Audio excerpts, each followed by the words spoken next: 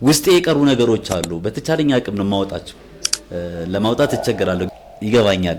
መጠየቅ አልነበረብኝ ወንጀለኛው እንግዲህ አይዞሽ ልይ በጣም ነው የምወድሽ።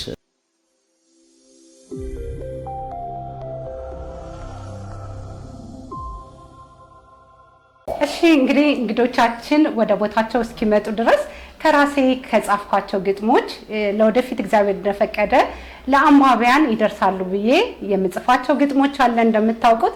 እስኪ አንድ ጀባ ልበላችሁ። ሸምንልኝ ከራሴ ላይ ተንሸራቶ ቢለቅ ቦታ ቢሰለቼ ሻርፕ ጉተታ ሸምንልኝ አልኩትኩታ ሳታሳጥር ሳታስረዝም በልኬታ ፈትሉ ከኔ ካንተ ዘሃ ንከርና በፈላሃ ካለቀቀ ጥጡ ተኖ በሳት ሙቀት ተፈትኖ ካደረከው ልብሃም ነው በቀለማት አሸብርቀው አርገው ጃኖ። አመሰግናለሁ። ገጣሚ ሳያለሙ ነኝ። እንግዲህ እንግጥም የመረጥኩበት ምክንያት እንዳለባበሴ በዓል ነው። ያው ባህላችን ለማስተዋወቅ ፈልጌ ነው። እንግዲህ እንግዶቻችን እየመጡ ነው። እስኪ ወደ እንግዶቻችን ቲቲቪ ኢትዮጵያ ላይ ትገኛላችሁ። ቻናላችንን እንግዲህ እንደተለመደው ነሲሱም ነሽሚም እንደሚሉት እኛም በድጋሚ የምንለው ላይክ፣ ሼር እና ሰብስክራይብ በማድረግ በዓሉን ከኛ ጋር በማሳለፍ ጥሩ ጊዜ እንድታሳልፉ እንመኛለን። የዛሬዋ እንግዳችን ወይዘሮ ሌኒ ዳምጠው አስፋው ትባላለች። የኒያ ፋውንዴሽን ጆይዝም ሴንተር ዋና ዳይሬክተር ናት። ከኦቲዝም ጋር በተገናኘ መልኩ ሰፊ ስራዎችን እየሰራ የሚገኝ ነው ኒያ ፋውንዴሽን። እንዳውም የልህቀት ማዕከል ግንባታው ደግሞ በርካታ ሰዎች ከምን ደረሰ የሚሉ ጥያቄዎች እየመጡ ነው። ግን በጣም በሚገርም ሁኔታ በጥሩ ሁኔታ እየተፋጠነ ይገኛል። ስለ ልህቀት ማዕከል ግንባታው በተመለከተ እና ደግሞ ስለ ኒያ ፋውንዴሽን ጆይዝም ሴንተር እንቅስቃሴ አጠቃላይ ደግሞ ኦቲዝም አሁን ላይ ምን ይመስላል፣ ነባራዊ ሁኔታው በአዲስ አበባችን በክፍለ ሀገር አካባቢ ያለው ምን አይነት ሁኔታ ላይ ነው የሚገኘው? በተለይ ክፍለ ሀገር አካባቢ እጅግ በጣም በየዕለቱ የኦቲስቲክ ያለባቸው ልጆቻችን እየጨመሩ ነው የሚል መረጃዎች ወጥተዋል። አዲስ አበባ ላይ ኖሩ ማለት አይደለም፣ ግን የተሻለ አስተሳሰብ፣ አመለካከት፣ ግንዛቤው እንዳለ እየተመለከትን ነው የምንገኘውና ከዚሁ ጋር በተገናኘ መልኩ አጠር ያለ ቆይታም እናደርጋለን ማለት ነው። ፕሮግራሙን እንድትከታተሉ በአክብሮት እንጋብዛለን። እንኳን በድጋሜ ለዳግመ ትንሣኤ በዓል በሰላም በጤና አደረሳችሁ ለማለት እንወዳለን። እሺ እሉይ ስላገኘሁሽ በጣም ደስ ብሎኛል። ለመጀመሪያ ጊዜ ቲቲቪ ኢትዮጵያ ስቱዲዮ መተሻል ያለው ነው። እንዴት አገኘሽ? በመጀመሪያ ከዚህ ልጀምር። በጣም ቆንጆ ነው። ተስፋሽ በጣም ደስ ይላል። ያምራል። በጣም ቆንጆ ናት።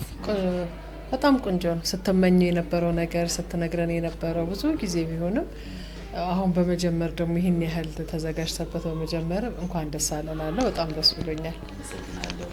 እንግዲህ ከበዓል ጋር በተገናኘ መልኩ ተገናኘን። ስንገናኝ ደግሞ ኒያ ፋውንዴሽን ጆይዝም ሴንተር ሰፊ የሆነ የኦቲስቲክ ላለባቸው ልጆች የማማር ማስተማር ሂደቱን እያከናወነ ይገኛል። የግንዛቤ ማስጨበጫ ስራዎችን ይሰራል። በርካታ ስራዎች ነው የሚሰራው። በተለይ ደግሞ የቆመለት ዓላማ እንደ ትልቅ የሚጠበቀው ደግሞ የልህቀት ማዕከሉ ግንባታ ነው። ይሄ የልህቀት ማዕከል ግንባታው ደግሞ በሚገርም ሁኔታ እየተጠናቀቀ ነው፣ እየተጣደፈ ነው የሚገኘው። ይሄንን ደግሞ ለማድረግ እውነት ለመናገር በዚህ በዓል ላይ ደግመን ደጋግመን ብናነሳው ደስ የሚለን የሀገራችን ታላቁ ኩባንያ ኢትዮ ቴሌኮም ማህበራዊ ኃላፊነቱን በመወጣት ጭምር እያገዘ እየደገፈ ነው የሚገኘው። ይሄ ያገባናል የሚለው ዘሚዬም ነፍሷን ይማርና እንደምትለው ያገባናል እንድትሉ ያስፈልጋል ትል ነበርና ኢትዮ ቴሌኮምም ይሄ ግንባታ እንዲጠናቀቅ ሰፊ ስራ እንዲሰራ በማድረግ ረገድ ትልቅ ሚና እየተጫወተ ነው የሚገኘውና ስለዚህም ጉዳይ እናወራለን።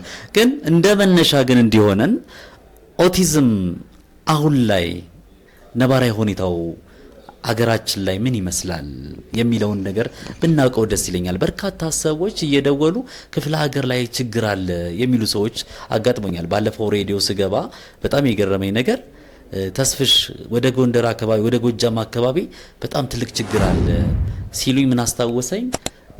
የኒያ ፋውንዴሽን ቢሮአችንን አስታወሰኝ።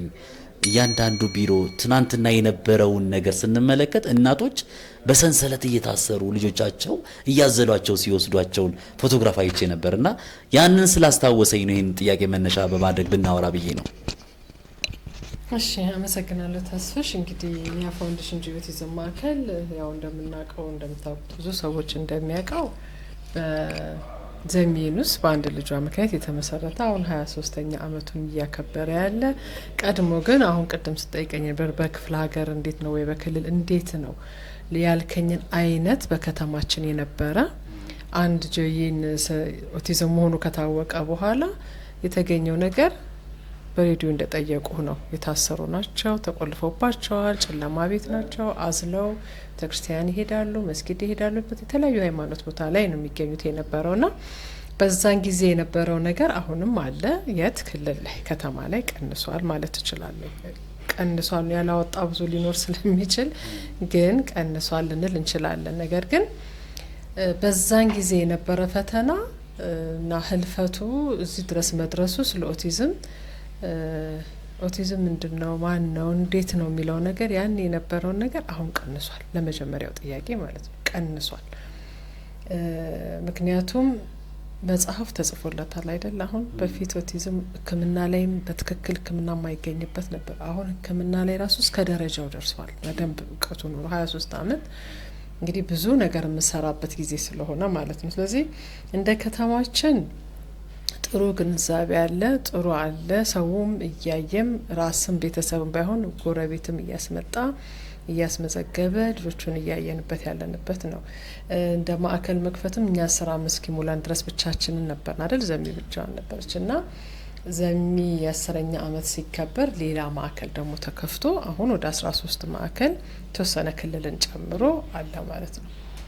ክልል ላይ እንዴት ነው ለምትለኝ፣ ክልል ላይ በጣም ገና ነው። በጣም መሰራት ያስፈልጋል። የትም ቦታ ላይ በደንብ አይደለም ያለው። እኛ እንግዲህ ከአምና ጀምሮ ልምድ አድርገን ማለት ለምሳሌ ከባህር ዳር ልጁን ይዞ ንብረቱን እዛ ትቶ ቀይ በቃ በሙሉ ልጄን መለወጥ አለብኝ ብሎ ትቶ መጣ አዲስ አበባ። ከደብረ ብርሃን መጣ፣ ከጎጃም ከተለያዩ ቦታ ላይ ወደ አዲስ አበባ ብቻ መምጣት ጀመሩ። ስለዚህ ኦቲዝም አዲስ አበባ ብቻ አይኖርም፣ እውቀት አዲስ አበባ ብቻ አይኖርም። ስለዚህ ለምንድነው በየክልሉ ሄደን ልንሰራ ማንችለው? ለመስራት ደግሞ ስንሄድ ምንድነው ዋናውና ትልቁ ነገር እንግዲህ እድልም ነው ይመስለኛል፣ አላውቅም። ኦቲዝም ማዕከልን ለመክፈት የሚገደደው ቤተሰብ ነው። አንድ ሁለት ሰው አውቃለሁኝ አሁን ከከፈቱት ውስጥ ኦቲዝም ቤተሰብ የሌላቸው ግን ማዕከልን የከፈቱ። ስለዚህ ክልል ላይ ያሉትን ሰዎች ማጠናከር መስራት። ዞርን ለምሳሌ ደብረ ብርሃን ሄድን አይተናል። እኛ ከዛፍ ጋር ታስራ እናት ልብስ ታጥባለች።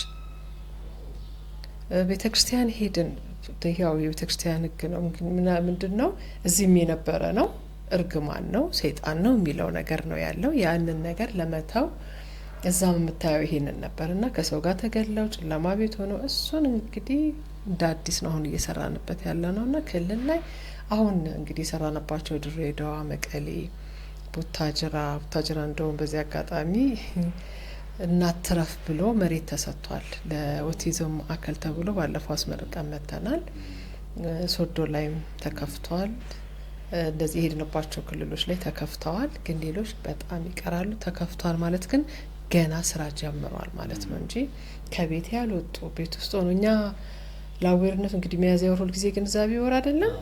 በዛ ጊዜ ላይ ስንሄድ በዛው በእግር ጉዞ 5 ቤት ገብተን መተናል። የኔም ልጅ አለች እያሉ ማለት ነው። ስለዚህ ግንዛቤውን በደንብ ከተሰራ በክልል ላይ እንግዲህ እንደ አዲስ አበባ ይሆናል ማለት ነው። አዲስ አበባ ላይ ትልቅ ለውጥ አለ። ከምንም ኦቲዝም ምን ከሚል ምንና ብላ የሚባልበት ደረጃ ደርሰዋል። ከቤት ውስጥ እንዲወጡ ጥሩ አድርጓል። ሶሻል ሚዲያ ላይ በጣም ብዙ እናቶች ከእናት በላይ መምህር የለም ባይ ነገራችን ላይና እናቶች ትምህርት እየሰጡን የኔ ልጅ እያሉ። ስለዚህ አዲስ አበባ ላይ እንዳልኩ ለውጥ አለ። ክልል ላይ ግን በጣም ገና ነው። በጣም የሚገርመው ስለ ኦቲስቲክ ስናወራ በተለይ ሶሻል ሚዲያ አካባቢ ቲክቶክ ላይ በጣም በርካታ እናቶችን እናገኛለን። ኦቲስቲክ ያለብን ልጆች አሉን እና በጣም እዛ ያለውን አውሮፓ ሀገር ላይ ያለውን ነገር ሲመለከቱ ይገርማቸዋል። እና እዚህ ሀገራችን ኢትዮጵያ ውስጥ በምን ሁኔታ ላይ ነው የሚገኙት? እንዴት ነው ትምህርት የሚማሩት? እንዴት ነው ኑሯቸውን የሚኖሩት? እንዴት ነው ትዳር የሚይዙት? የሚጠይቁ ጥያቄዎች አሉ። የሚገርመው ነገር ይሄ ስሜታቸው አለ አይደለ? እነሱም እኮ እንደማንኛውም ሰው ናቸው። አጋጣሚ የተፈጠረው ነገር ነው እንደዛ ያደረጋቸው አይደለ? እንደማንኛውም ዜጋ ግን እኩል ተሳታፊና ተጠቃሚ የሚሆኑበትን መንገድ ምኞት ይመኛሉ። በጣም በርካታ አውሮፓ ያሉ ሰዎች ምክንያቱም አውሮፓ ላይ ያለው ግንዛቤና አስተሳሰብ እና እድሉ ያለው ሁኔታ ጥሩ ነው። ያደገ የሰለጠነ ሀገር ላይ ሲኮን ነገሮች የተስተካከሉ ይሆናሉ። ምናልባት ተመልካቾቻችንም ጥሩ ይሆናል ብለን የምናስበው ይሄ ማህበራዊ ጉዳይ ሚኒስቴር፣ የኢትዮጵያ አካል ጉዳተኞች ማህበራት ፌዴሬሽን በጋራ በመሆን ትልቅ ስራ ሲሰሩበት የነበረው የዲሴቢሊቲ አክት የሚባለው ወደ ተግባር ሲቀየር የሚቀጥለው 2018 ዓመተ ምህረት ላይ ህዳር ወር ላይ ይመስለኛል የአካል ጉዳተኞች በዓል ሲከበር የማህበራዊ ጉዳይ ሚኒስትር ክብርት ዶክተር ኤርጎጌ ተስፋዬ እንደተናገሩት ፓርላማ ላይ ይጸድቃል ዲሴቢሊቲ አክት። ያ ዲሴቢሊቲ አክት ሲጸድቅ ምናልባት የእያንዳንዳችን ልጆቻችን የሚፈልጉትን ነገር ምንም የሚያግዳቸው ነገር የለም።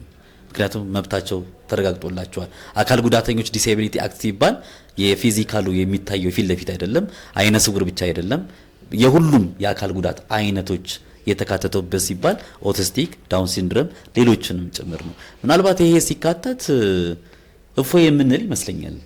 እስከዛ ድረስ ግን መታገል ይጠይቃል ብዬ አስባለሁ። መልፋት ይጠይቃል፣ ያስፈልጋል።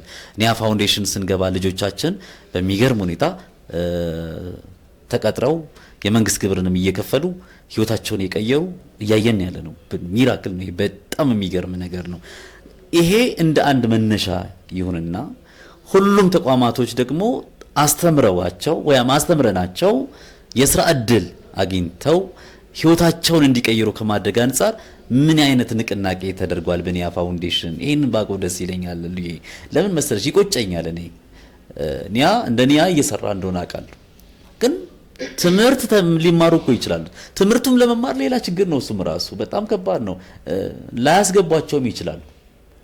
ቢገቡ ደግሞ የገቡትስ ተምረው ደግሞ እውነት ስራ ይዛሉ ወይ? እውነትስ ይቀጠራሉ ወይ? ይህንን የሚደፍር የተለያዩ አገልግሎት ሰጪ ተቋማቶች አሉ ወይ?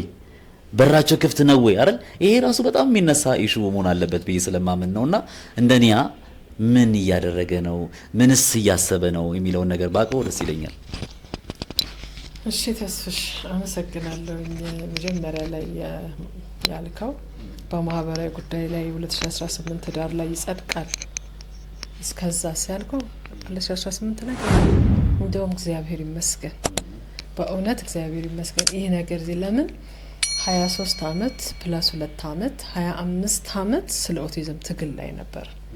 25 አመት ማለት እንግዲህ በሰውኛ ካሰብ ነው ምን ደረጃ ላይ እንደምንደርስ እናውቃለን፣ ከመወለድ ጀምረ ብትሄድ። ስለዚህ ይሄኛው በፓርላማ ለመጽደቅ ይህን ያህል ጊዜ ፈጅቷል። እንደ ኒያ ፋውንዴሽን ብዙ ትግል የታለፈበት እንዲሁም ህይወት ያለፈበት ነው ኦቲዝም። የእውነት ነው የምልህ። ምክንያቱም ዘሚ መጀመሪያ ኦቲዝም ያለበት ልጅ አለኝ ብላ ስትወጣ ኦቲዝም ምንድን ነው እንኳን ለነሱ ለሌላው አልደረስንም። ብዙ ቦታ ላይ ተኬዷል። ልጅ እናት ልጄን ብላ ለማውጣት የማትችልበት ጊዜ ነበር ኦቲዝም ያለበት። አንዶም ብዙ ጊዜ ኢንተርቪው ሲያደርጉ ሰማለሁ። ዘሚ ራሷን አጋልጣ ስትወጣ ያላት ነገር ጥሩ ሆኖ ምናምን እሷ አልነበረም የሷ ህልም ጆጆዬ ኦቲዝም አለበት። እንግዲህ አንድ መልእክት አላት ሁሌ የምናነበው አይደለም እንግዲህ ብላ ከዛ ወገቤን ጠበቅ አድርጌ ሀገሬን እናቶችና ልጆችን አሉታዊና ተጽዕኖን ተቋቁሜ ወገቤን ጠበቅ አድርጌ ወደ ሀገሬ ተመልሼ ልስራ ብላ ያለችዋልና ያ ነገር እሷን በቃ ወደ ፍልሚያን ያስገባት። ልጆቻችን ይችላሉ። መቼ ይችላሉ? እንደ ማንኛውም ተማሪ 12ኛ ክፍል 6ኛ ክፍል 5ኛ ክፍል ላይሆን ይችላል። ለውጡ ግን አለ። የለውጥ ትዕግስትን የምታየው ኦቲዝም ላይ ለምንሰራ ሰዎች ወይም ደግሞ ኦቲዝም ማዕከል ከፍተው ለሚሰሩ ሰዎች ወይ ደግሞ ልዩ ፍላጎት ላይ ለሚሰሩ ሰዎች ለውጥ ታየዋል። ምን ማለት ነው? ኦቲዝም በ14 አመት ሲሞላው ጆጆዬ ማማ ወድሻለሁ አለ። 14 አመት ሙሉ እናትና ልጅን ማሰብ ነው። አሁን በቅርብ ልጃችን አለ 30 አመት ሲሞላው እማዬ አለኝ ብላ በ30 አመት እናት ተደስታለች። እማዬ አለኝ ብላ ቀሞ በቃ ድምጹን ሰማው። መጀመሪያ በቃ ባየት ነው እኛ ጋር አሁን ተቀጥሮ ስራ ላይ ያለ ልጁና ያን ያህል ያለበት እንትን ነውና ትዕግስትና እንግዲህ ምን ልለው አልችልም። ኦቲዝም ላይ ስንሰራ ብዙ ሰው ያላወቀው ውጤት ያለው ስራ እዛ ቤት ውስጥ አለ። ይህን ስል እንደው በኒያ ፋውንዴሽን ብቻ እንዳይታይ በሙሉ እንደዚህ አይነት ልጆች ላይ የሚሰራ ሰውም ማዕከልም ምን ያህል መስዋዕትነት እንደሚከፍት የሚታይ ነው። ምናልባት ለብሰ ስትሄድ ወይ የሆነ ነገር ስትሄድ ሞልቶልኝ ሊመስል ይችላል። አይደለም፣ ለመሸፈኛ ነው የእውነት ልብስና የምትሆነው ነገር በሙሉ መሸፈኛ። ምክንያቱም ሌሊት አተኛም፣ ልጅ አልሄደም ብለ ትላለ፣ አልበላም ትላለ፣ ዳይፐር ላይ ነው ትላለ፣ ልጅ ያልወጣልኝ እንደገና ደግሞ ወዲያው ቀለም ቀብተ የምታድነው አይነትም ይመስላል። ቤተሰብ ደግሞ አምጥቶ ቶሎ ስጥል ያ እንግዲህ እድሜን ይወስደዋል። ያንተም የማን የሁላችንም እድሜ ሄደዋልና ኦቲዝም ላይ ስንሰራ ለውጦች አሉ ይላልከኝ፣ በደንብ ለውጦች አሉ። ትምህርት ቤቶች የገቡ ልጆች አሉን። ስዕል እንደ ሀገራችን ስዕል ስለ አሁን በደንብ ገበያ ላይ የምትወጣ ልጅ አለችን። 12 ልጆችን እኛ ቀጥረናል። 12 ልጆች እኛ ጋር ስንቀጥር 20 አመት እኛ ጋር የቆዩትን ነው። 20 አመት መጀመሪያ ታስረው ታዝለው የመጡትን ልጆች ችለው፣ ለምሳሌ ታውቃታለህ ቤቴን ከእናት ወገብ ላይ ማትወርድ የነበረች ልጅ አውቃ ዘፈኗ የማን ነው የሚቀራት? የአንድ ሰው አይቀራት። ምን እንደውም መተው ሙዚቀኞች የኔንስ እያሉ ቢያወዳድሯ ትላለኝ። ጫማ ማሰር ላይ ብቻ የሚሰራ ልጅ አለን። ጫማ ማሰር ላይ ምንድነው ለምሳሌ እሱ በፊት ላይ እንግዲህ ጫማ ላይ ሲሰለጥን ቆይቷል እና የማንም ሰው ጫማ መጣ የሱ ስራው። ስለዚህ የልጆቹን ጫማ እያወለቀ ያደረገ የሚሰራው ስራ ነው። ስታፍን አሳረፈ ማለት ነው። ኮምፒውተር ላይ የሚሰሩ ልጆች አሉ። ብቻ 12 ልጆችን ቀጥረናል። አይችሉም፣ ይችላሉ። የምንቀጥራቸው ግን በሚችሉትና በሚያውቁት ነገር። ይሄን ቤት ጥረግልኝ ብለው ትቶ ሊሄድ ይችላል። ቤት ጥረግልኝ ብለው ቅዱሴን ይጠርግልኛል። ሌላው ደግሞ ሰላጣ ስራልኝ ስለው ሰላጣ በሚፈልገው መንገድ ላይ ሰልጥነው ስራ ላይ ይገባሉ። እነሱን ነገ ዛሬ ብለህ በደንብ አድርገህ ከሰራህላቸው ለውጡን ታመጣለህ፣ ታያቸዋለህ፣ ውጤት ላይ ታመጣለህ። ያገባሉ ወይ? በውጭ ሀገሩም እንግዲህ ገና ነው ይመስለኛል እንደዚህ ትዳር ላይ። በነገራችን ላይ ተስፍሽ አሁን ከ2 ወር ከ3 ወር በኋላ ከካናዳ የምትመጣ እንግዳ አለችን። ልጇን ይዛ ለ3 ወር እናንተ ጋር ኢትዮጵያ ሄጄ ላሰልጥን ብላ ምትመጣለች። ያ ሀገር ይመቻል ነው አይደለም የምንለው፣ ያኛው ሀገር የበለጠ ነው የምንለው አይደለም። አዎ፣ ግን እየመጣች ነው። 3-4 ሰዎች መጥተው ከኛ ጋር ያው እንግዲህ መስራት ያለብን፣ ለምሳሌ አንድ ወላጅ መጥቶ አይ ኮንታክት እኔ እናቱ መሆኔ እህቱ መሆኑን ይወቅልኝ ብሎ ይነግርሃል። በሱ ብቻ 4 ወር 3 ወር ታስተምር ትችላል። ለምሳሌ ፎቶ ትይዝና ማማ እያልክ የደጋገም ፎቶ እያየ እናትን እያስመጣ በደንብ ካስተማርክ በኋላ ማማ ባይሉ ተከትሎ እናቱን ያውቃል። ስለዚህ እሷ እናቴ እኔን አወቀኝ ካለች ሌላ ነገር ላይ ያስገባዋለሁ። ለምሳሌ ዳይፐር ላይ የሚመጣ ልጅ ይኖረናል። ዳይፐር ላይ 7 አመት ድረስ ዳይፐር 8 አመትም ሊኖር ይችላል። ስለዚህ እናት ምን ትፈልጋለች? ከዳይፐር ነጻ እንዲሆን። ምናልባት እኛ ዳይፐርን አንድ ቀን አድርገን እንግዲህ ሰዓታቶች አሉ፣ ትምህርቶች አሉት፣ የተለያዩ ነገር አድርገን ወይ ወር ወይ 15 ቀን ሆኖ እንትን ካለ ከዛ በኋላ እሷ ወደ ትምህርት ቤት ትወስደዋለች። ስለዚህ ይችላል ማለት ነው አይደለም? በቃ ችሎላታል። ምንድነው ተከታታይ የሚፈልግ ነገር ያስፈልገዋል። እና ኦቲዝም ላይ ስንሰራ የእውነት ያንተ አድማጮችም ሰዎችንም እንጋብዛለን። በደንብ ማየትና መገንዘብ ያስፈልጋል። ችያለው ብዬ አሁን እኛ ላይ 120 ልጆች አሉ እንደምታውቀው 120 ልጆች ከዛ 12 ስታፍ አለ። ስራ ላይ ይችላሉ እንጂ ከዛ ቀጥለማ ምሰራላችሁ አለ በየጊዜው። ግን እነዛ 120 ልጆችን ስታደርግ 120 ክፍል ማዘጋጀት አለ። አንዱ ይሮጣል፣ አንዱ ይቀመጣል፣ አንዱ ይተኛል፣ አንዱ አያይህም፣ አንዱ እያየኸው ማለት ክፍል ውስጥ ያሉት ነገሮች እና እነዛን ነገሮች ለመስራት ስትሰራ ብቻህን አትችለውም። መቼም እግዚአብሔር ልቡንም ጉልበቱንም አቅሙንም ይሰጥህና በዛ ትሰራለህ እንጂ መለወጥ ይለወጣሉ። ለስራ ዝግጁ ነው ወይ? ገና ነው፣ ምንም የለም። እኛ 12ቶቹን አስመርቀን መሄድና ሌላ ሰው መከተል ሲገባው እነሱን ያዝናቸው፣ እኛው ጋር ቀጠርናቸው። ቅድም ስለ ልጆቼ እንዴት አደርጋለሁ እንዴት እላለሁ ሲሉ እኮ አሁን እኮ እንደውም ፊት ላይ ተስፋ ስታይ ልጄ ለምን አያገባም፣ ልጄ ለምን አይሄድም፣ ልጄ መጣ እንጂ እኮ የነበረው ምን ነበር ተስፍሽ? አንተ ሞተ እኔ ልሞት ነበር አይደለም? አሁን ግን እሱ ተቀይሯል። ክልል ላይ ትፈራል እንዲህ አይነት ነገር እንዳይኖር ትፈራል እንጂ ከዛ ውጪ ልጆቻችን ላይ የለውጥ ቀስ ብለን የሚመጣውለት በትግስት 12ኛ ክፍል የተፈተነ ልጅ አለን ዘንድሮ። እኛ አሜሪካን ሀገር ሄዶ ኮምፒውተር ሳይንስ ያጥንቶ ኮምፒውተር ሳይንስ ላይ የሚሰራ ልጅ አለን 6ኛ 5ኛ 4ኛ ክፍል እንዳለ ሆኖ ማለት ነው። ስለዚህ የኛ 23 አመት መቆየት ያን ያህሉናል። ወደ ትዳርና ወደ ስራ ግን ወላጅም አላመነም። ተስፍሽ ልጄ ልጄ ያድጋለይ ብሎ ልጄ ያድጋለይ አሁን እኛ እሱ ላይ ነን ያለ ነው በነገራችን ላይ። ምክንያቱም የ23 አመት ጎረምሳ አለን ብለን ብንል ለምሳሌ 4 አመት ልጅን አስገብተን ከሆነ ስንት አመቱን 27 አመት የ27 አመት ጎረምሳ እጅ ላይ ያደጉ ልጆች እጅ ላይ ተፈጥሮ ነው ሴክሹዋል ፊሊንግ አላቸው። ምን ማድረግ ትችላለህ? እኛ ጋር ቤትም ተቸገረበት ምንድነው ስራ ቢኖር የረሳው ትሄዳለ ወይ ደግሞ ሌላ ሕክምና ሊኖር ይችላል። ምክንያቱም እንዲህ አይነት ነገር አለ አይደለም በአለም ላይ። ግን ማንን አስፈቅደ ማን ፈቅዶልህ ነው ወደ ሕክምና እሱ የምታደርገው? አትችልም። እናት አትፈቅድም። ስለ ልጁ እናት ናት የምትፈቅደው፣ አትፈቅድም። እውነት ነው። እንዴት ትፈቅዳለህ? ለትዳር የሚለውን ነገር ገና ስታስተምር ወላጅ ላይም ገና በቃ ግን እያዩት ሲመጡ ደግሞ ለካ ምናልባት ትዝ የሚል ከሆነ ዘሚ ኢንተርቪዋ ላይ ጆጆዬ እንዲያገባ እፈልጋለሁ ለምን አለች? ይሄ ስሜት እጇ ላይ ነበር። ይሄ ስሜት ታየው ነበር። ይሄ ስሜት ለካ ልጄ ለዚህ አበቃዋለሁ ብላ ትል ነበር። ስለዚህ አሁን እኛ ላይ የምናያቸው ሂደቶች እነሱ ናቸው። ስላደጉ እንደው እግዚአብሔር ይመስገን አድገውልናል ብለን ግን ወደፊት እንዴት አድርገን እንሰራለን እያለን እንግዲህ አሁን በሀሳብ ላይ ነው። ከጤና ሚኒስቴር ጋር ማንዋል አስገብተን በደንብ እየተነጋገርንበት ነው ያለነው። ወላጅም እንዲያምንና ወላጅም ደግሞ ምን ማድረግ አለበት። በነገራችን ላይ መቀሌ ሄደን ነበረ በቅርብና የሚገርም አጋጣሚ አይተን መተናል። ኦቲዝም ያለበት ልጅ አላቸው። ሴትዮዋ ትልቅ ናቸው። እናትና አባት ነበሩ፣ ትልቅ ናቸው። እና እኛ አሰስመንት ነው የምንሰራው። ይሄ ዳውን ሲንድሮም ኦቲዝም ያው ይለያያል አይደል? እሱን እየሰራን እያለ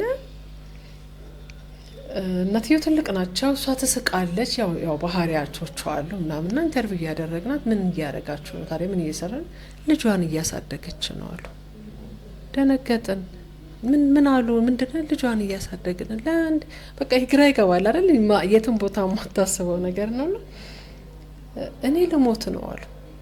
እኔ በቅቶኛል አሉ። እና ልጄ ግን ልጅ መውለድ አለባት አሉ። ልጇ እናቴን ብሎ ማገዝ አለበት።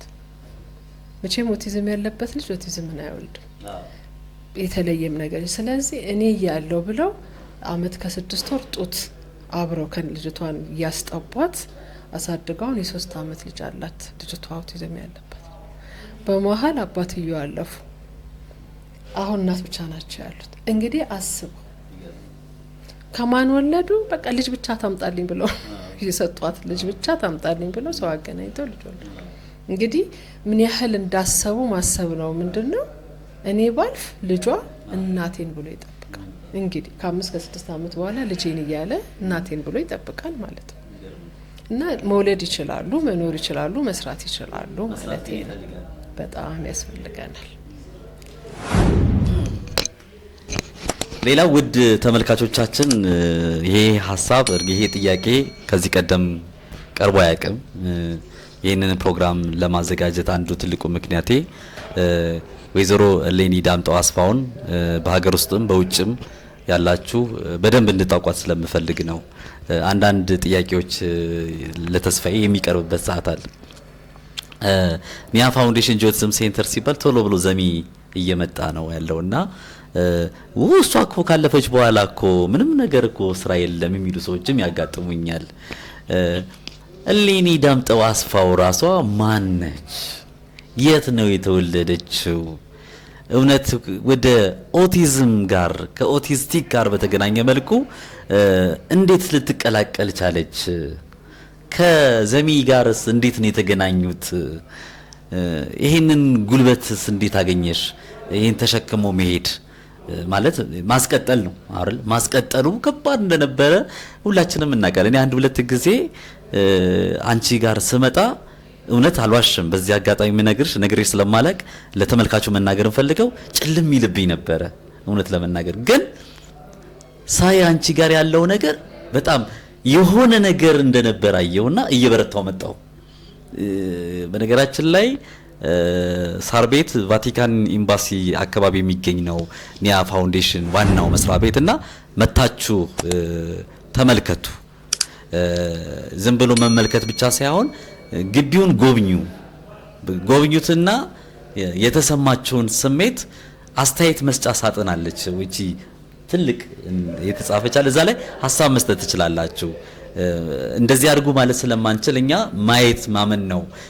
ሳር ቤት ቫቲካን ኤምባሲ አጠገብ ስለሚገኝ ማለት ወደ ውስጥ ገባ ብለ ሁሌ ቡናናም አልፋችሁ ነው የምታገኙት። ምንም ችግር የለም። በኋላ ላይ ስልክም ስለምንናገር የሌኒን እዛ ላይ ልታገኙት ትችላላችሁ። ግን በርካታ ሰዎች የሚጠይቁኝ ጥያቄ ማለት የኔም ጥያቄ ነው። ሌኒ ዳምጠው አስፋው ማናት? ከዚህ ቀደም ምን ትሰራ ነበረ? እዚህ ኒያ ፋውንዴሽን ጂኦቲዝም ላይ እንዴት ተቀላቀለች የሚለው ጥያቄ በጣም ትክክል ነው። እኔ ግራ ተጠይቆሽ አታውቂም። እኔ እርግጠኛ ሆኜ ነው የምናገረው። ተሳስቼ እኮ ታርሚኛለሽ እና ስለሱ ብናወራ በኋላ አይደለ ብዙ ሰው እንዲያውቁሽ ስለፈለኩኝ ነው። አንዳንድ ጊዜ የሚሰራ ሰው ጉቶ ይሸፈንበታል። ገለጥ ማድረግ ደግሞ የኛ ፋንታ ነው።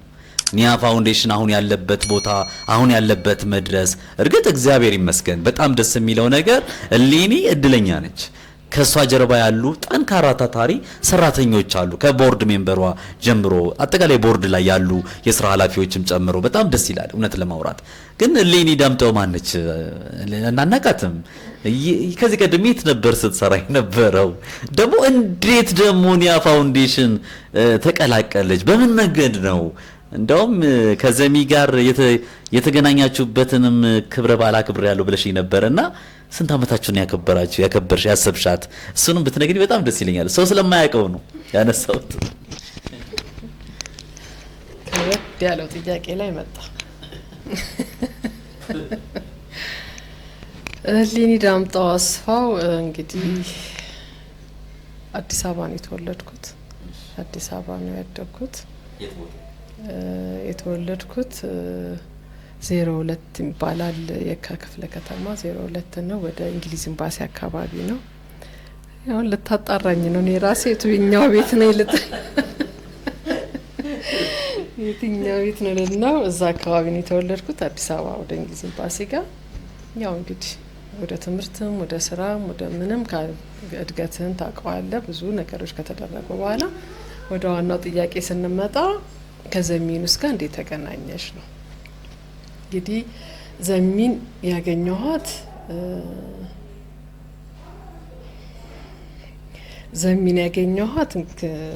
እንግዲህ ትንሽ ረበሻለኝ። ያገኘኋት ምንድነው መጀመሪያ እኔ የውበት ስራ ላይ ሰራ ነበረ። ያው ሞክር ነበር የሆነ ነገር ላይ በስማ እና እዛ ላይ እየሰራሁ ነበረ። ግን ዘሚ እዚህ ሀገር ስትመጣ የመጣችው ለውበት ለኒያና የውበትና ስልጠና ማዕከል ለመክፈት ነው። እሷ እዚህ በመጣችበት ሰዓት ላይ ወደ ለም ሆቴል ጋር የውበትና ስልጠና ማዕከሉ ቤቱ እየታደሰ ነው። ለእንግዲህ አመጣጧ ቀደም ብላ መታ የቤቶችን አይታ ተከራይታ ምን ብላ ከዛ ትሰራለች። ያመጣቻቸውን እቃዎች ትሰራለች ምትለችና አንዴ ጓደኝ ዘመድ የሆነ እሷ ጋር ይሰራላታል፣ ቤት ውስጥ ያዘጋጅላታልና ሰው ፈልጋለሁ ትለዋለች። ሰው ፈልጋለሁ ስል በዚህ ስራ የሚሰራ ነው ሲላት፣ አዎ ከሞከረ ጥሩ ካለዛ ግን ያሰለጥናለሁ ትለውና ትነግረዋለች። ከዛ እሱን ይሄን ስራ ስለምሰራ ስለሚያውቅ መጣ። ገና ያኔ እንግዲህ ልጅነት ነው፣ ገና ጸጉር ቤት ውስጥ እየሰራን ያለን። በኋላ ሄድኩኝ። ስሄድ ቤቱ በጣም ነው የሚያምረው፣ የጸጉር ቤቱ ነው፣ ያው ልዩ ቤት ነውና ዘሚን አገኘኋት። ዘሚን ኢንተርቪው አደረገች። የመጀመሪያ ኢንተርቪው ተደራጊ እኔ ማለት እና ኢንተርቪው ተደረግን። የምትፈልገው አይነት ሰው ሆንኩላት መሰለኝ። በቃ መስራት ትችያለሽ ወይ አለችኝ። አዎ። ከዛ ፈተና ነበራት። እኔ ሁልጊዜ እንደሱ የምለው ነገር አላት። ለካ አንድ ሰው ስራ ሲቀጠር ዛሬውኑ የተሻለ ነገር አገኘ ብለህ የምትሄደው ነገር የለም። እኔም ደግሞ የምሰራበት ቦታ ላይ ወዲያውኑ ነገ ነው ለቃለሁ የምትለው ነገር የለውም። ስለዚህ ነገ ትጀምሪያለሽ ወይ ስትለኝ እኔ ነገ አልጀምርም የምጀምረው ከ15 ቀን በኋላ ነው፣ ምክንያቱም እዛ ሰው ማስገባት አለብኝ ብዬ ስላት አንዱ ፈተኔ ይሄ ነው፣ አንድ ወር ቆይተሽ ነው ያለች። በኋላ በቃ በዛ እንትን አደረግን። የመጀመሪያ ኢንተርቪው አድርጌ እንዳለችው 15ኛው ቀን ጨርሼ እሷ ጋር ስገባ በውበት ስራ ስልጠና ማዕከል ላይ ተማሪዋም ነበርኩኝ አስተማሪም ነበርኩኝ አብረን። አሁን መጋቢት 29 ላይ 29 ዓመታችን ሆኗል ማለት ነው። 29 ዓመታችንን ስናደርግ ዘሚ ያለፈችው ልክ 25 ዓመታችን ላይ ነው። እንግዲህ 29 ዓመት ሆኖናል ማለት ነው። 25 ዓመት አብረን ሆነናል። እዛ ቦታ ላይ እንግዲህ ኒያና የውበትና ስልጠና ማዕከል ላይ እንግዲህ የሚያዩ ሰዎች ይኖራሉ። አሁን ትንሽ አርጅቻለሁ፣ አጠያየቅህም ለሱ ይመስላል። አስተምራቸው የነበርናቸው ወደ 6000 ሰዎችን የሰለጠኑ ልጆች አሉ፣ ያሰለጠናቸው አሉ። 6000 ልጆችን ሰው ማሰልጠን ማለት ዘሚ አስበው እንግዲህ ስፖንሰር በማድረግ ብዙውን 300 ብር ደግሞ እየተከፈለ አሁን ክፍያው የሚገርም ነው ብለውኛል። በጣም ያኔ 300 ሀብታም ነበር። 300 ብር እየተከፈለ ከዛ ደግሞ በጣም ብዙዎቹን በቮለንተሪ በስፖንሰር እያስተማርን ቀጠልን ብዙ አመት። ግን ወደ ኒያ ፋውንዴሽን ያመጣኝ ጆጆዬ ያን ጊዜ 4 አመቱ ልጅ ነበር ሲመጣ ማለት ነው። ሲመጣ 4 አመቱ ነው እንግዲህ አብረን ከሱ ጋር ሳጥቦም ስንተጣጠብም በቃ ማሳደግ በላ አይደለም። ትምህርት ቤት አልሄደም ዘሚ ከግልጽነቷ ከባድ አይደለም። ሁሉን ነገሯን ነው የምትሰጥ። እንግዲህ ልጅን አምና ዛሬ እኔ እዚህ ቦታ ልሄድ ነው ለኔ አንቺ ደሪልኝ ማለት እንግዲህ መቀራረብ፣ አብረን መኖር፣ አብረን መሄድ፣ መግባባት ብዙ ሂደቶች ነበሩትና ከኋላዋ ሆኜ ብዙ ስራ ምሰራ ነበርኩኝ ከዘሚ ጋር። እርግጥ ብዙ ሰዎች አሉ አብረውኝ የሚሰሩት እና 29 አመት ስናከብርና ወደ ኒያ ፋውንዴሽን ሲቀየር ለመወሰን ትንሽ ከብዶን ነበር። ምክንያቱም ወጣቶች እዛ ጋር የሰለጥኑ ነው፣ ግን እዚህ ጋር ደግሞ የኦቲዝም ማዕከል አለ፣ ልጆች አሉ። ስለዚህ ምን ተደረገ? ኒያና ተዘጋ። ኒያና እንግዲህ ስንት አመት እንደሰራ አስበውን 23 አመት እና ኒያናን ሙሉ ለሙሉ አቆምንና በእርግጥ የተሻለ ትምህርት ቤቶችም ተከፍተዋል፣ ሳሎኖችም ተከፍተዋል። ልጆቻችን አሁን በጣም ትልቅ ደረጃ ላይ የደረሱ አሉ። እሱ ሲሆን ወደ ኦቲዝም ማዕከሉ ሲገባ መግባት ግዴታዬ ነበር። ኒያ ፋውንዴሽን ኒያናን ከመዝጋታችን በፊት ለ4 አመት ያንን ድርጅት በሱፐርቫይዘር ሆኜ እያገለገልኩ ሁለቱም ጋር እሰራ ነበር ማለት ነው። ከዛ በኋላ ያው ያ ሲዘጋ ደግሞ የት እሄዳለሁኝ? ተስፍሽ ወንድሜ እዚህ ጋር እያደገ ነው። ዘሚ ከጓደኛ ከእህት ከእናት ከምንም በላይ ናት። የሚሰራው ስራ ደግሞ የእሷን ህልም ማሳካት ከባድ ነገር አይደለም። ምክንያቱም የምታያት የሰራችው በቃ ለሀገር ነው ከመጀመሪያው። ከዛ እረፍት ወደዚህ ሀገር ስትመጣ የምትለው መንገድ ላይ ያው ሴቶች እህቶቻችንን ታያለች እና ለምንድነው ሙያ ያሰልጥኛቸው እነዚህ ልጆች ማላስቀጥም ስራ ወደ ስራ የማልመልሰው ብላ ነው የመጣችው። ስለዚህ ያየው ከመነሻው እንደውም የውበትና ስልጠና ማዕከል የመጀመሪያው ዘሚ ናት የከፈተች እና በዛ ውስጥ ኖርኩኝ። ከዛ በኋላ መቀጠል አለብኝ፣ መስራት አለብኝ። ያው እንግዲህ ወደ ኒያ ፋውንዴሽን ጆይንት ማዕከል ደግሞ ስገባ መጀመሪያ ፕሮጀክት ኦፊሰር ሆኜ ነው የገባው። ከዛ ዩዝ ላይ እንሰራ ነበር፣ አጠቃለን የምንሰራቸው ላይ እሱ ላይ የምንሰራ ነበረ። ከዛ ደግሞ የቻር ማናጀር ሆንኩኝ። በዚህ መሀል ዘሚን አጣናት እና ዘሚና እኔ እንግዲህ ብዙ ታሪኮች አሉን ከዘሚ ጋር በጣም ብዙ። ለምሳሌ እንዳልኩ ቤት ጆጆና እሷ ናቸው ያሉት፣ ውጪ ናቸው አንድ ልጅና ባለቤቷ። ስለዚህ ምን እናደርጋለን? እሷ ፊልድ በጣም ትወጣለች ታውቃለህ አይደለም? ስትሄድ እኔ ዘሚ ቤት ነኝ፣ ጆዬ ነሽ። ከሱ ጋር ብር እየተጫወትን አብረን እየሳቅን እየቀለድን ጠዋት ደግሞ ወደ ስራችን ተቃቅፈን እንሄዳለን እና የጆጆ ሁኔታም ኦቲዝም ላይ ሆኖም ደግሞ በኋላ ላይ ያየናቸው የመጡት እነዛ 4 ሰዎች እንደገናም ግንዛቤ ሲሰጥ የነበረው ታስረው እየዞርን በነበረ ሰዓት ላይ የትም ለማንም እንዴትም ሄድ አትችልም። እዚህ በዚህ ምክንያት ነው የገባሁት። ይህ አዲስ መረጃ በመሆኑ በጣም አጨበጭባለሁ። በጣም ደስ ብሎኛል። ትልቅ አጋጣሚ ነው እንዲህ አይነት ነገሮች ያልተሰሙ ያልታወቁ ነገሮች እንዲታወቁ ማድረግ ደግሞ አንዱ ሚዲያ ኃላፊነት አለበት ብዬ ስለማምን ነው። በነገራችን ላይ ወይዘሮ ሌኒ ዳምጠው አስፋው ሁል ጊዜ ከኒያ ፋውንዴሽን ጆቲዝም ሴንተር መስራቿና ዋና ዳይሬክተሯ የነበረችው ወይዘሮ ዘሜኑስ ስትመራ በነበረችበት ጊዜ ሁሌ አትለያዩም። በጣም መናገር የምፈልገው በዚህ መድረክ ላይ ለመማር ያለሽ ፍላጎት ሌኒ በጣም ነው የማከብረው፣ በጣም ነው የማደንቀው። አንዳንድ ጊዜ ውስጤ የቀሩ ነገሮች አሉ፣ በተቻለኝ አቅም ነው ማውጣቸው፣ ለማውጣት እቸገራለሁ። ግን ሁለታችሁ አለመለያየታችሁ ይሄ ተቋም በደንብ ስሜቱ እንዲገባሽ የበለጠ ደግሞ ኃላፊነት እንዲሰማሽ አድርጎሽ ነው ስትሰሪ የነበረው፣ አሁንም እየሰራሽ ያለሽው። ስለዚህ ይሄ በጣም ጥሩ ነገር ነው ብዬ አምናለሁ። መቀጠልም ያስፈልጋል፣ አብረንም እንቀጥላለን። በዚህ አጋጣሚ አይዞሽ አይዞሽ፣ ይገባኛል መጠየቅ አልነበረብኝ ወንጀለኛው እንጂ አይዞሽ ልይ በጣም ነው የምወድሽ። እናቴ ትሙት በዚህ አጋጣሚ በጣም ነው እኔ የሆነ ነገር እያጋባሽብኝ ነው። ክብራትና ክብራን ተመልካቾቻችን ቲቲቪ ኢትዮጵያ ላይ ትገኛላችሁ። ረበሽኳት እንግዲህ ወይዘሮ ሌኒ ዳምጠው አስፋውን በጣም ይቅርታ ጠይቃለሁ። ለእናንተም አንቺንም ግን መናገር ስላለብኝ ነው። አንዳንድ ሰዎች የማያውቁት ነገር ስላለ እንዲያውቁት መደረግ አለበት።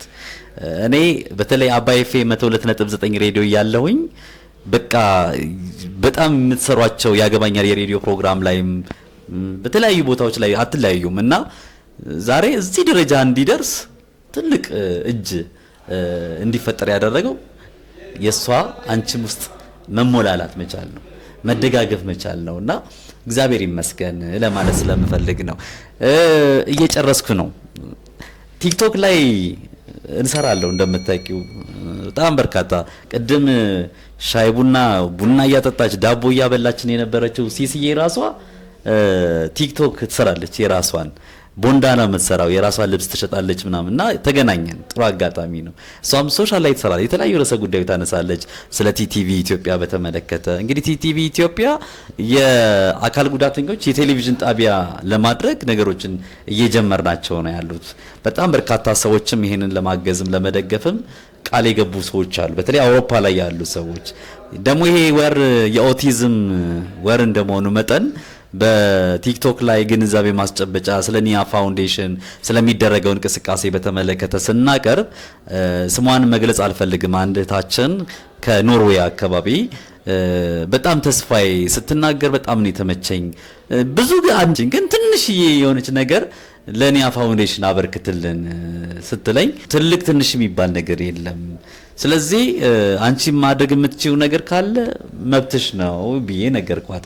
በተለይ ደግሞ ስለ ልቀት ማዕከሉም እንድታወሪኝ ይፈልጋለሁ። በዚህ አጋጣሚ በሀገር ውስጥም በውጭም ያላችሁ እረፍት እንደው ወደ አዲስ አበባ ኢትዮጵያ መታችሁ እረፍት እናደርጋለን ብላችሁ የምታስቡ ከሆነ ኒያ ፋውንዴሽን ጆቲዝም ሴንተርን ሳትጎበኙ በፍጹም ወደ ውጪ እንዳትሄዱ።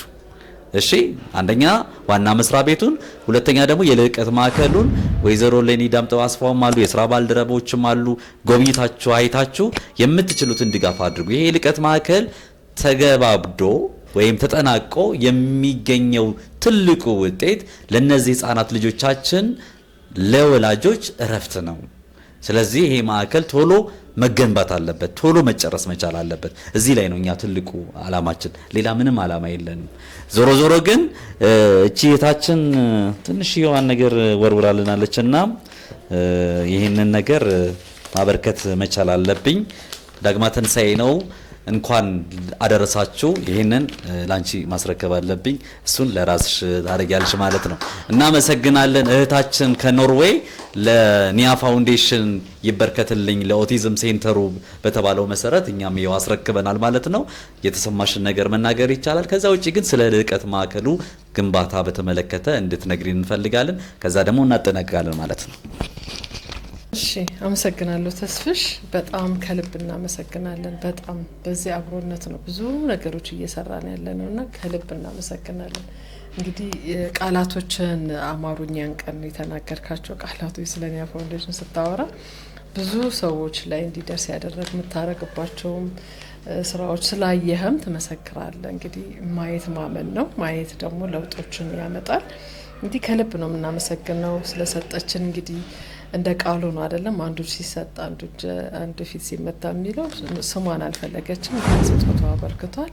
ከልብ እናመሰግናለን። በልጆችና በወላጆቹ ስም ከልብ እናመሰግናለን። ስጦታው ትንሽ ትልቅ አይባልም። ስጦታ ትልቅ ነው። ማሰብ ራሱ ትልቅ ነገር ስለሆነ ማለት ስላሰቡንም እናመሰግናለን። ሌላው እንግዲህ ኒያ ፋውንዴሽን ጂኦቲዝም ማዕከል ያው ግንባታ እየገነባ ነው። በዚህ አጋጣሚ መሬት አስተዳደር የአዲስ አበባ መሬት አስተዳደር እናመሰግናለን። ቀደም ብሏል። አሁን ለምን ቆየ ተብለን እንዳንጠየቅ በዚች ላይ ፈራል እንጂ 4824 ካሬ ሜትር ፊጋጋ ሰጥተውን ግንባታ ተጀምሯል። በእርግጥ የተጀመረው አሁን አይደለም። እንግዲህ ከዛሬ 5-6 ዓመት በፊት ነው ግንባታው የተጀመረው። 2019 ላይ ዘሚ መሰረተ ድንጋይ ያስጥላለች።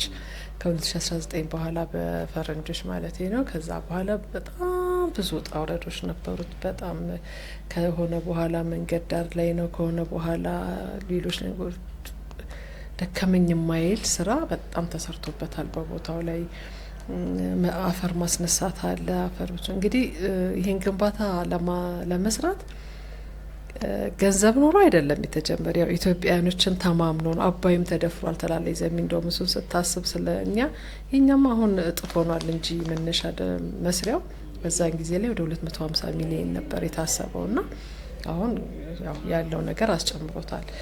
እንኳን ይሄንን አባይም ተደፍሯል እንሰራዋለን ማለት ነው። ኢትዮጵያውያኖች ያው ተስፋው ብዙ ነበረ። አሁንም እንደዛው ነው እየተሰራበት ያለው ነው። ግን መሰረተ ድንጋዩን እኔ አሁን ምን እላለሁኝ ዘሚ ያንን ከባድ ውጣና ውረድ እኛ አንችለውም ነበር ለካ። እሷ የቻለችው ከመሬት ሙሰር ጀምሮ ማውጣቱ እንግዲህ አብረን ያልሄድንበት እኔ ከዘሚ ጋር ምን ሰራሽ ብለ ብትለኝ ምንም ያልሰራት ነገር የለም። አብሮ በመሄድ ዶክመንት በማድረግ ትምህርቷና እንድቀጥልም እንድኖርም እንግዲህ ዘሚ ስላለፈች አይቀርም ሁሉ የሚለው ነገር ሀገር አይፈርስም።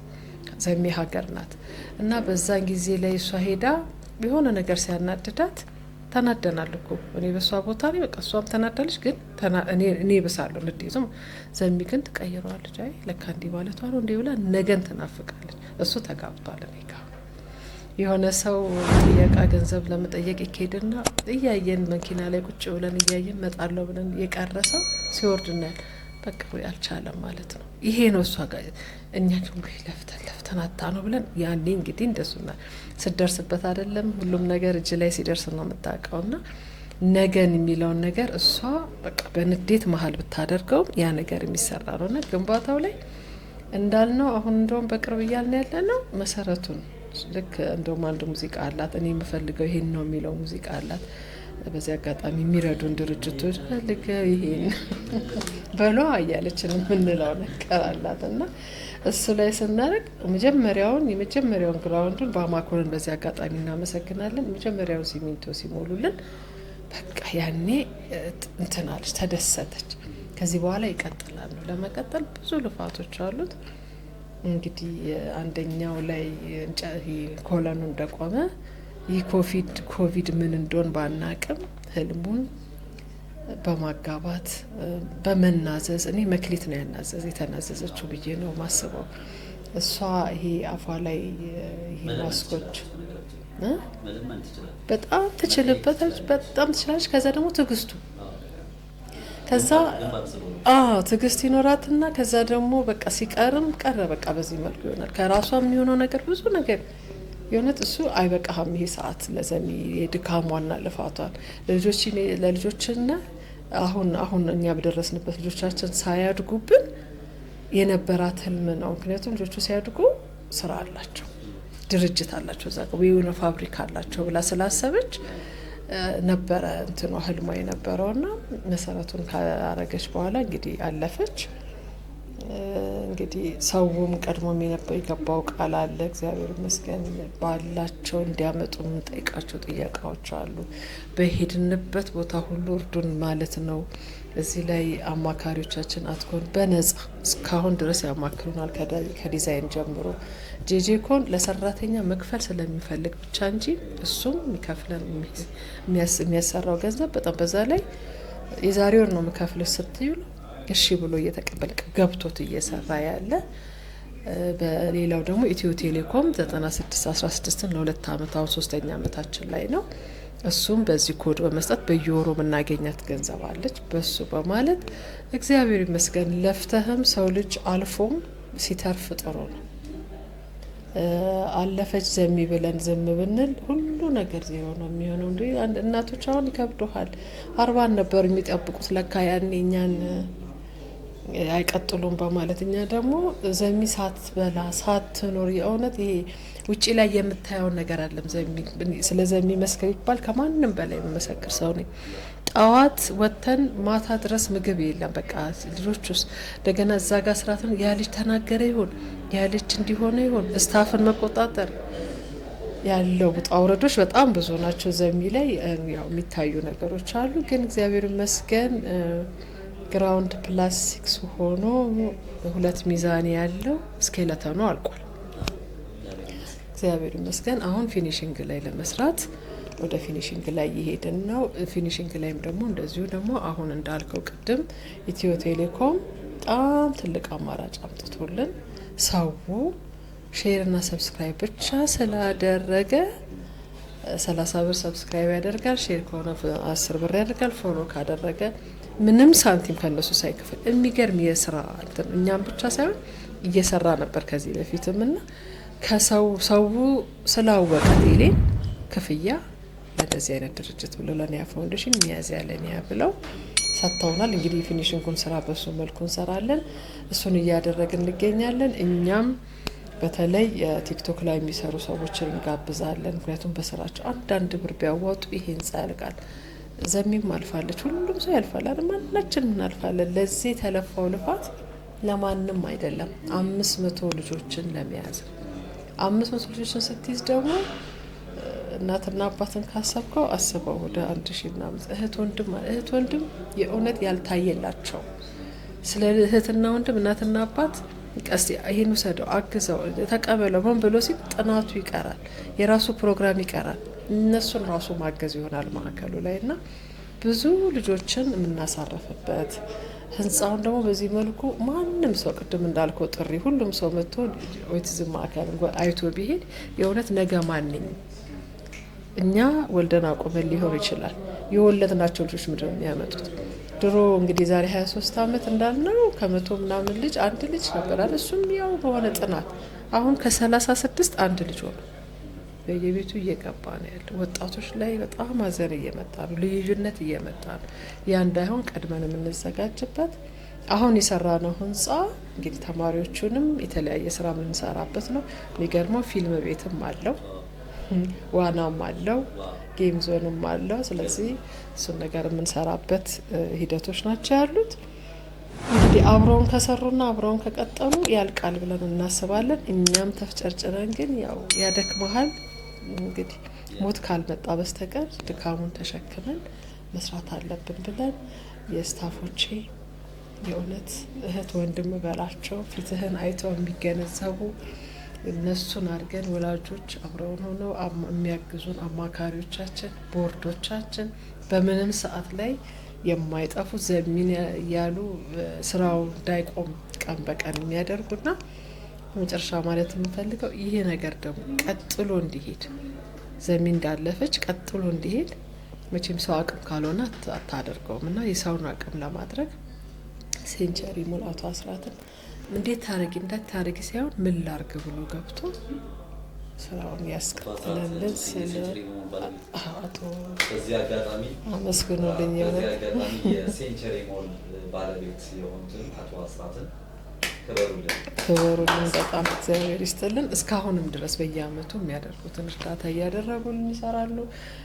ትላንትና እንግዲህ ቲክቶክ ላይ ነበረ ስናወራ ነበረ ስለዚሁ ነገር ላይ እና ግን ቀደም ብለን ጠይቃናቸው ፊሊስቶን ባለቤት አቶ ጸደቀ 100 ኩንታል ሲሚንቶ አስገብተናል። በጣም እናመሰግናለን። እንደዚህ እያለን ከቀጠልን ግንባታው ያልቃል። እንደው ተመርቆ አላውቅም እኔ እንግዲህ ዘሚ ያለፈች ብዬ አላውቅም። በውስጤ ሌላ ስሜት ነው የሚሰማኝ። እንደው ተመርቆ የእሷን ነገር አይተን ደረጃ ላይ ስንደርስና ሁሉ ሰው ቢሳተፍ እላለሁ። ተስፍሽ አመሰግናለሁ በጣም ይመረቃል ስል በምክንያት ነው እንደዛ ምለው። እስካሁንም ድረስ እንደዚህ በቻሌንጅ የሄደበት ዋናው ትልቁ ምክንያት የማንም ገንዘብ ለጋሽ ድርጅት የለውም፣ የማንም ተቋም እጅ የለበትም። ይሄ ልክ የቀድሞ ጠቅላይ ሚኒስትራችን አቶ መለስ ሲናገሩ የህዳሴው ድልድይ ለመገንባት እኛው መሐንዲሶቹ እኛው ሲሉ ነበረ።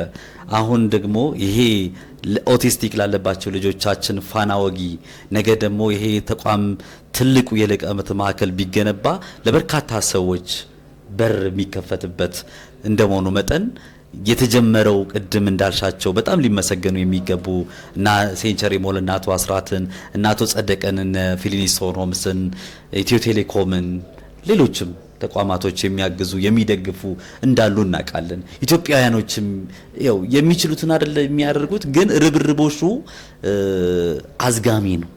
መፍጠን ያስፈልጋል፣ ከጊዜው ጋር መሄድ ይፈልጋል እና የበለጠ ተጠናክሮ መቀጠል ቢችልና በፍጥነት ነገሮቹ ተጠቃለው የታሰበው ዓላማ ከግብ እንዲደርስ ሁላችንም መረባረብ ብንችል ማየት ማመን ነው። አሁን እንደዚህ ነው አድርጉ እንደዚህ ፈጽሙ ከምንል ይልቅ ኢትዮጵያውያኖች በመተጋገዝ በጣም እንታወቃለን፣ በመደጋገፍ እንታወቃለን። ይሄ የልቀት ማዕከል ቶሎ መገንባት መቻል አለበት። የኛም የቲቲቪ ኢትዮጵያ ዋነኛ መልእክት ነው። ወይዘሮ ሌኒ ዳምጦ አስፋው የኒያ ፋውንዴሽን ጂኦቲዝም ሴንተር ዋና ዳይሬክተር፣ ስለነበረን ቆይታ በጣም ነው ከልብ ማመሰግነው። መልካም በዓል ይሁንልሽ። እግዚአብሔር ይስጥልን። እኔም አመሰግናለሁ ተስፍሽ። እንግዲህ አብረን ነን ያለነው፣ አብረን ነው እየሰራን ያለነው። ያንተ መኖር ደግሞ ለኛ ትልቅ አቅም ነውና ከልብ እናመሰግናለን።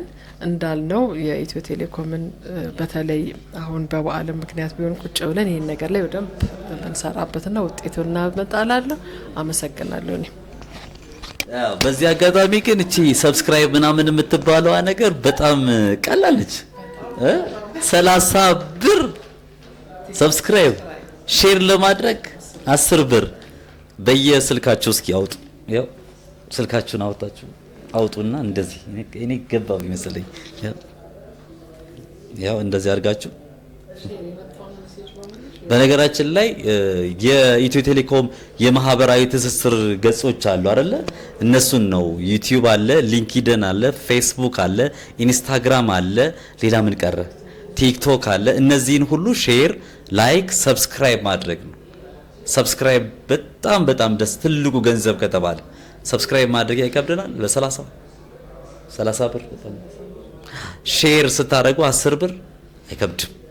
እነዚህን የማህበራዊ ትስስር ገጾችን በማድረግ አጋርነታችሁን አሳዩ። ቀጥታ ገቢው ደግሞ ለማን ይውላል? ለኒያ ፋውንዴሽን ጂኦቲዝም ሴንተር ይሆናል ማለት ነው። እሺ ክቡራትና ክቡራን ተመልካቾቻችን እንግዲህ ከእንግዳችን ወይዘሮ ሌኒ ዳምጠው አስፋው የኒያ ፋውንዴሽን ጂኦቲዝም ሴንተር ጋር ያደረግነው ቆይታ ይህንን ይመስላል። ስለተከታተላችሁን ከልብ አድርገን እናመሰግናለን። በቀጥታ ፕሮግራማችንን መዝጊያውን የምታከናውንልን ደግሞ ሲሱ አለች። እሷ እየጠበቀችን ያለ ነው። እኛ ግን ከእንግዳችን ጋር ያደረግነው ቆይታ እዚህ ላይ ያበቃል። የእውነት በዓሉ የሰላም፣ የጤና፣ የፍቅር፣ የደስታ እንዲሆንላችሁ እንመኛለን። ቲቲቪ ኢትዮጵያ የሁሉም ዜጎች ድምፅ ስንል የኦቲስቲክ ጋር በተገናኘ መልኩ ዳውን ሲንድረም ላይ፣ ዴፎች ላይ፣ የፊዚካል አካል ጉዳት ያለባቸው ላይ በጣም በርካታ ጉዳዮችን ለመስራትና ውጤታማ ለማድረግ እንዲሁም ደግሞ የተለያዩ ሀሳቦችን ለማስተጋባት ትልቅ ስራ ይጠብቀናል ብዬ አስባለሁ። ለዚህ ፕሮግራም መሳካት ደግሞ ፕሮዳክሽን ዳይሬክተራችን ምንጊዜም ደመላሽን አመስግኑልኝ። ከዚህ ውጪ ደግሞ ሁሌም በቀናነት አብርሽ እያለ አብርዬ ሁሌም ሲጠራ ቶሎ ይመጣል። ካሜራማን በኩል እሱ ትልቅ ድጋፍና ገዛ አድርጋችሁልናል። ከልብ አድርጌ አመሰግናችኋለሁ። የእውነት ወንድሞቼ ስለሆናችሁ፣ ጓደኞቼ ስለሆናችሁ ይሄን የመሰለ መልእክት እንዲደርስ ለመላው ዓለም ለሚገኙ ተመልካቾቻችን ውጤታማና ስኬታማ የፕሮዳክሽን ስራ እንዲሰራ ከጎኔ ባትሆኑ ኖሮ እዚህ ደረጃ አይደረስም ነበርና በዚህ አጋጣሚ እናንተን ከፍ ያለ ምስጋና አቀርባለሁኝ። ቲቲቪ ኢትዮጵያ ላይክ፣ ሼር፣ ሰብስክራይብ አድርጉ። የኒያ ፋውንዴሽን ጁኤቲዝም ሴንተርን ደግሞ ፕሊስ እባካችሁ ጎብኙ። ኢትዮጵያ ውስጥ ያላችሁ በጣም ቅርብ ነው። ሳር ቤት ቫቲካን ኤምባሲ ገባ ብሎ ሁሌ ቡና የሚባል አለ፣ ገባ በሉ። ወይም ደግሞ የእሌኒ ስልክ የረሳሁት ነገር አያችሁ፣ እዚህ ላይ የረሳሁት ነገር አጠገቤ ስላለች ደግሞ አልወጣችም። ስልክ ቁጥሯን ብትነግራችሁ በጣም ደስ ይለኛል። አለበለዚያ ግን እኔም ልናገር እችላለሁ፣ ግን እሷ ብትናገረው ደስ ይለኛል። መናገር ትችል ነበር ተስፍሽ። አመሰግናለሁ። የኔ ስልክ 0911 24 40 73 ነው። በዚህ ስልክ ላይ ማግኘት ትችላላችሁ። የቢሮ ደግሞ 0113 20 61 60 ማግኘት ይቻላል። አመሰግናለሁ። በጣም አሪፍ። እኛም ከስር እንጽፈዋለን። ስለዚህ ስለነበረን ቆይታ እናመሰግናለን። ከዋና አስፈጻሚዋ ሲሳይ ጋር ደግሞ ትንሽ ቆይታ ታደርጋላችሁ። በእኔ በኩል እዚህ ላይ አበቃለሁ። ልዩ ጋር እንሰናበታለን። መልካም በዓል። እናመሰግናለን። እንግዲህ ውድ የፕሮግራማችን ተከታታዮች የዛሬ የቲቲቪ ኢትዮጵያ የክብር እንግዳችን የነበረችው የኒያ ፋውንዴሽን ዳይሬክተር ወይዘሮ ሂሌኒ ዳምጠው አስፋው ከጋዜጠኛ ተስፋዬ ገብረ ማርያም ጋር ስለ ኦቲዝም ምርጥ ውይይት ሲያደርጉ ቆይተዋል። ተመልካቾቻችን ስለነበረን ቆይታ እጅግ ደስተኛ እንደነበራችሁ ባለሙሉ ተስፋ ነኝ። እንግዲህ ፕሮግራማችን እያጠቃለን እንገኛለን። በዓለም እንደመሆኑ በድጋሜ መልካም የዳግማ ትንሣኤ በዓል ይሁንላችሁ እያልኩኝ ቲቲቪ ኢትዮጵያ ቻናላችንን ሰብስክራይብ እያደረጋችሁ ኮሜንት በመጻፍ ጥያቄም ካላችሁ ስለነበረን ቆይታ ጥያቄ ጠይቁን፣ በአግባቡ መልስ እንሰጣለን።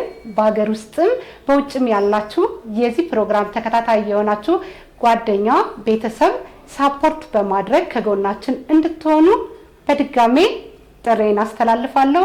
መድረኩን እየመራው እስከ መጨረሻ አብሬያችሁ የቆየው እኔ ገጣሚ ሳለሙ ሲሆን ካሜራማናችን በትዕግስት አብሮን የቆየ መንጌ።